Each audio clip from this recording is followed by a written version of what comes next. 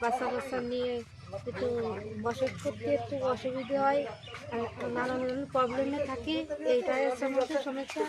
আর ঘরগুলো যদি একটু মানে যার যার স্পেশাল পার্সোনাল করে দিত, এটাই হচ্ছে সুবিধা হতো। ঘর পানি পড়তি যে 3 ফুট হয়ে নষ্ট হয়ে গেছে সব, একেবারে মানুষ শূন্য। সেখানে কারণ থাকি না, মানে বিভিন্ন ঘরে এসে তা স্থান নিচ্ছে।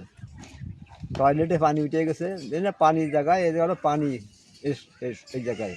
তাহলে এই যে দেখেন যে কই অবস্থা, কাদা আদি পানি বেজে যাচ্ছে। ওই যে সাঁতার খেলতে দেখেন ওই জায়গায় পানি বেজে রয়েছে, মনে হয় লৌকচলি চালান যায়।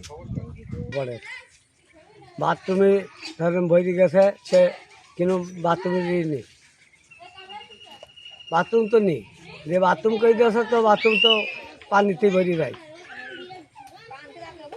শুনে অনেক সমস্যা, যেমন টিন টিন লাগাই দিয়ে গেছে, মনে করেন যে বেশি দিন হয় না কিন্তু টিন জং ধরে গেছে, টিন মানে ভাঙেই পড়ে যাচ্ছে জং ধরে। আর বা ঘর থেকে নামা যায় না, নামতে গেলেই পানিতে আমরাও তো চলাচল করতে পারি না। আর বাচ্চাদের জন্য এটা খুবই কষ্টদায়ক হয়ে যায়।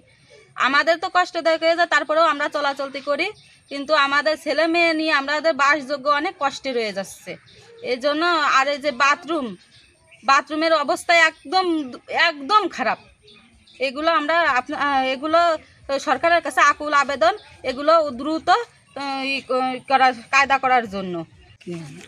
বলতেছি কি, আমাকে ড্রেনের সমস্যা, পানি দেখেন কীভাবে যাচ্ছে, নোংরা পানির মধ্যে আমাকে ঘরে যাতে আসছে। তারপরে দেখেন এই ঘরে টিন ভেঙে ভেঙে পড়তিছে, সারা জায়গা পানি পড়তিছে, ছেলে মেয়ে নিয়ে আমরা ঘরে টিকতে পারি না। এই যে দেন, এই যে 500 টাকা পুঁজি দিয়ে আমরা একটু ভাপর বেছে খাইয়ে ঘরে যে শোবো, শোয়ার কোনো লাইন নেই, চারিপাশে পানি পড়ে। হ্যাঁ, আমাকে তো যাওয়ার তো কোনো জায়গা নেই। আপনার কাছে আমাকে আবেদন, আমাকে একটু বাথরুমটা কায়দায় দেন, ঘরটা কায়দায় দেন, আর একটু পাকা করে দেন। ইন্দুই আমাকে চাল মাল সব খেয়ে ফেলাচ্ছে, দেন কি করে আমরা টেকবো। দেন রেল পানির নিষ্কাশন ব্যবস্থা নেই, মানুষ পানি বন্দি অবস্থায় থাকে। টিনের চাল ফুটা, ঘাটের সমস্যা, আপনার টিউবওয়েলের সমস্যা, বাথরুমের সমস্যা, অনেক কষ্টে মানুষগুলো বসবাস করে। যদি সরকারের থেকে কোনো সহযোগিতা আবার নতুন করে আসে, আমাদের আবাসন প্রকল্পের জন্য আসে।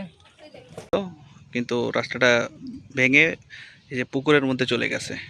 দর্শক, এই যে জায়গাটি দেখতে পাচ্ছেন, এটি দিয়ে পানি যায়, আসলে পানি নিষ্কাশনের যে ব্যবস্থা সেটিও আসলে এখানে নেই। আপনারা যেটা দেখতে পাচ্ছেন, এই যে ছোট একটা ড্রেন আছে, যাতেও পানি ভালোভাবে যায় না। এই যে এখানে এই যে ময়লা জমে আছে, এগুলো নিষ্কাশনের ব্যবস্থাও নেই এখানে।